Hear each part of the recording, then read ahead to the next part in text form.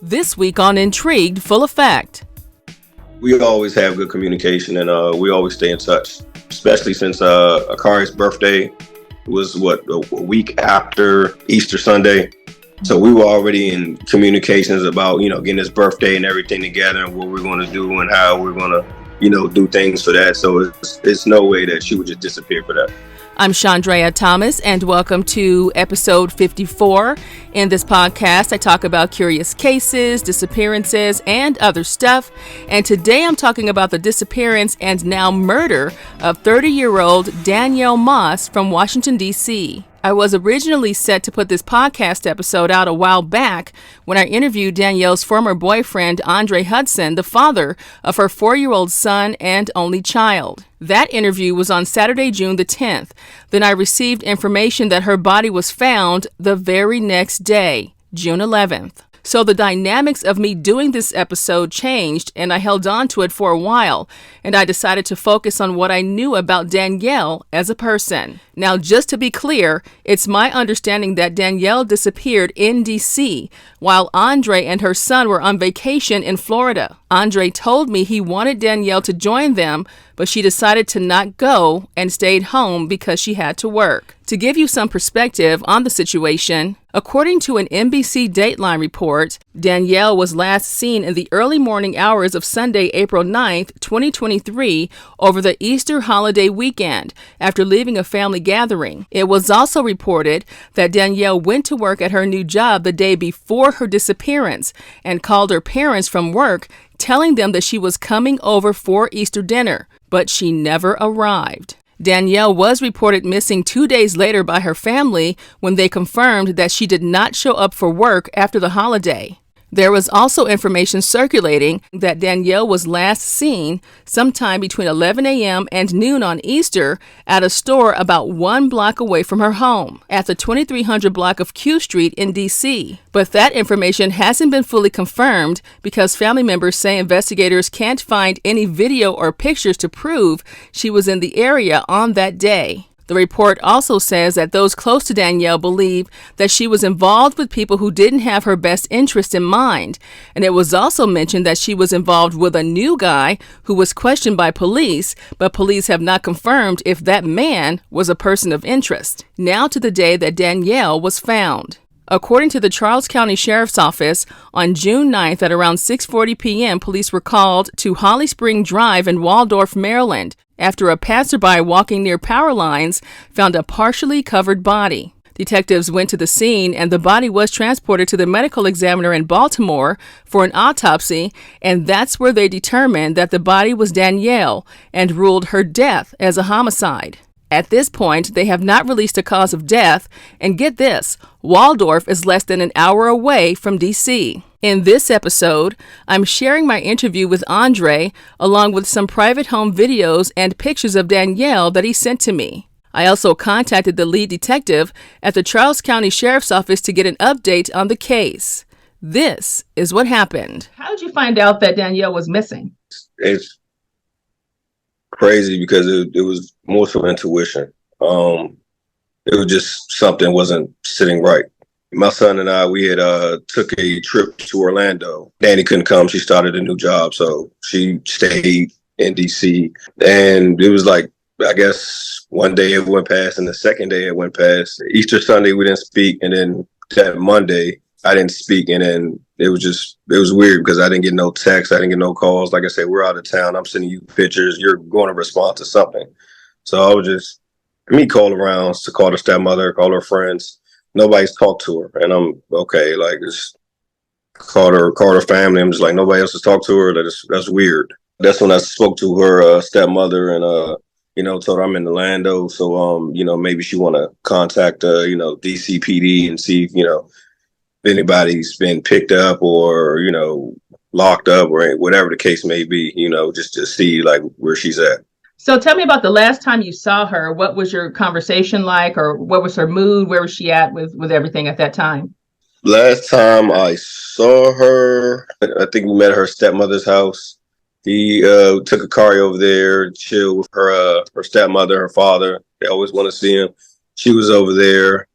I think she had just got home from work, and we just was over there, just family time, just talking, letting the kid play. I think he had some new toys or something. And the last time I spoke with her was that Saturday before Easter. So she was at work, and we were supposed to had meet up so she couldn't have seen the car, but she had to work, and the time didn't level out for us to be able to meet up. Let me ask you this, because this is the elephant in the room.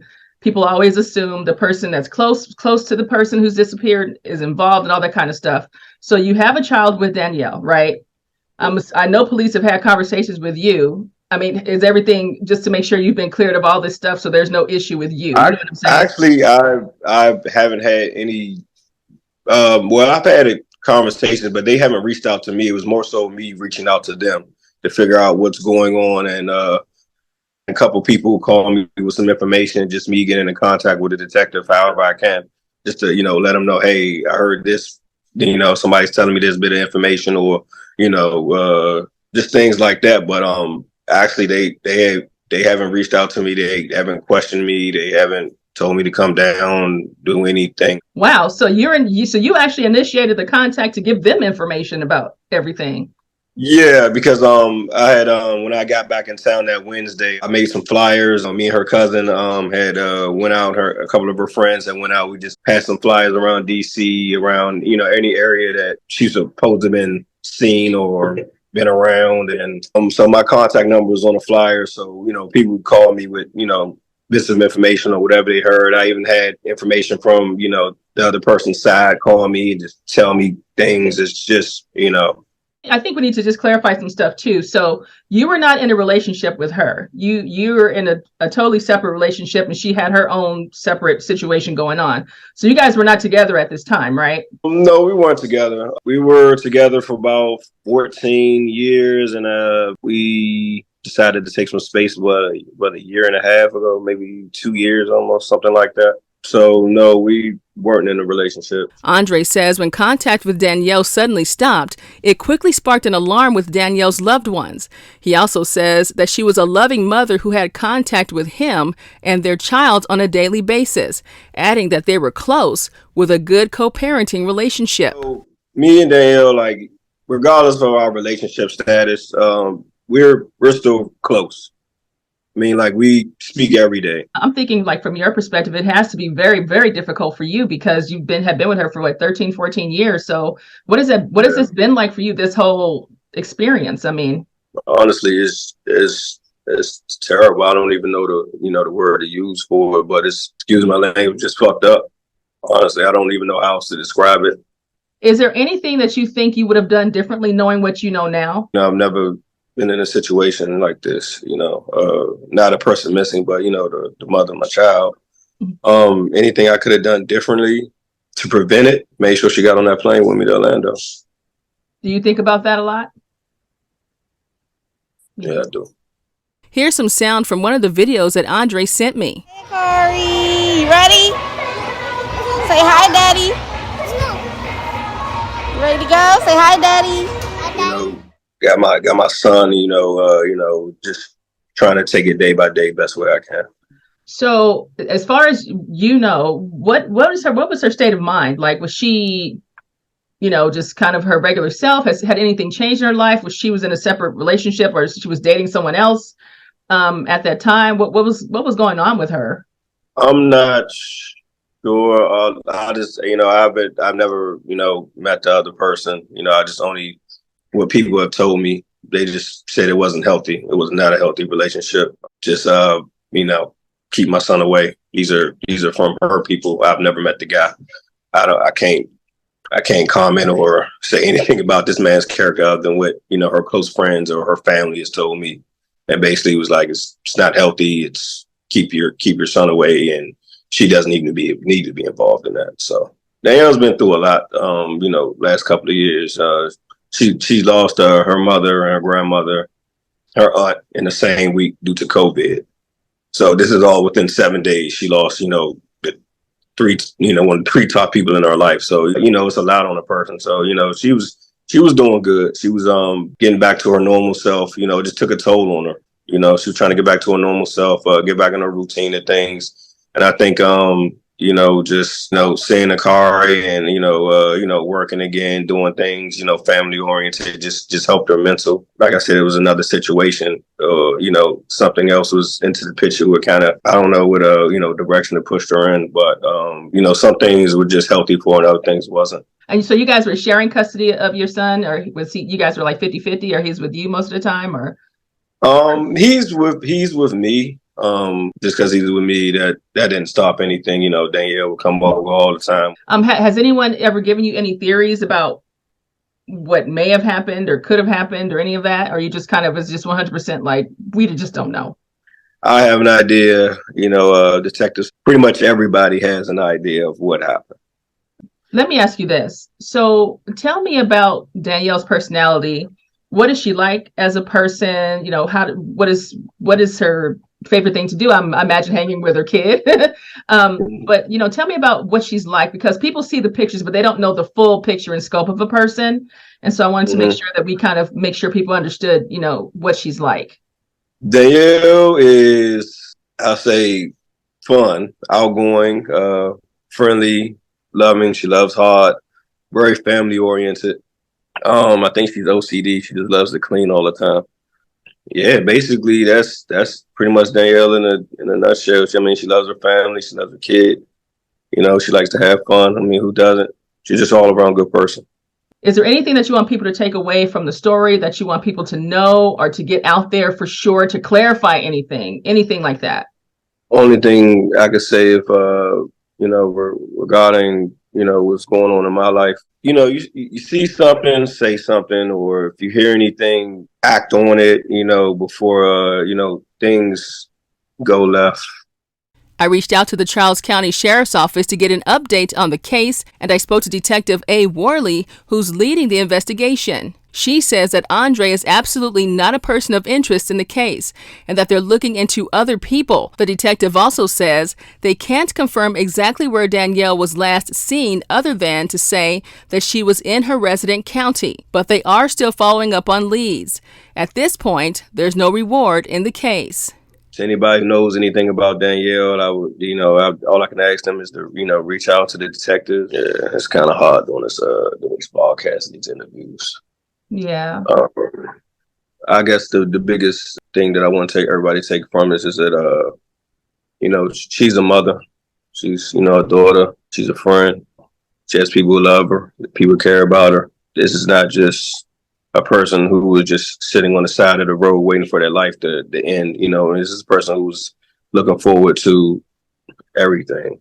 You know, as far as, you know, her success, she's 30 years old. Our son graduated and first dates, you know, all that stuff. You know, she was looking forward to all those things in her home. You know, just unfortunate that you know, this is going on right now, and she didn't deserve that. Is there anything else that you want to add, or that you would like to say to people who've helped you through this process? You know, especially just the community wise and things like that. To all the family and friends, you know, anybody else that is, you know, that I've never heard of that reached out with any anonymous tips. You know, told any bit of information to try to help put us in the right direction. You know, thank you for that. It's much appreciated. We just, you know, try to take it day by day, just, you know, figure out what's going on. When it comes to my final thoughts about this case, the first thing that comes to mind is that someone stopped Danielle from making it back home on that Easter morning. Because remember, she was supposed to meet up with her family later that night for Easter dinner. Andre says that Danielle was a very loving and attentive mother and that she would never abandon her son or family and would never miss the birthday of her only child. Andre also says he feels constant sadness, wishing he could have convinced Danielle to go with him on that trip to Florida. As for new theories or tips and things like that, investigators are being very tight-lipped about what they know. At this point, investigators say the missing persons case turned murder investigation is still ongoing. If you have any information in this case, call Detective A. Worley at 301-609-6518. You can also remain anonymous by calling Crime Solvers at 866-411-TIPS. I'll keep an eye on this case and I'll let you know what happens next. If you have a case that you want me to check out, just visit the Intrigued Full Effect website or email me at intriguedfulleffect@hotmail.com. Until next time, be safe and stay true. The views, information, or opinions expressed during the Intrigued Full Effect, Curious Cases, Disappearances, and Other Stuff podcast are solely those of the individuals involved and do not necessarily represent those of the host. The primary purpose of this podcast is to educate and inform.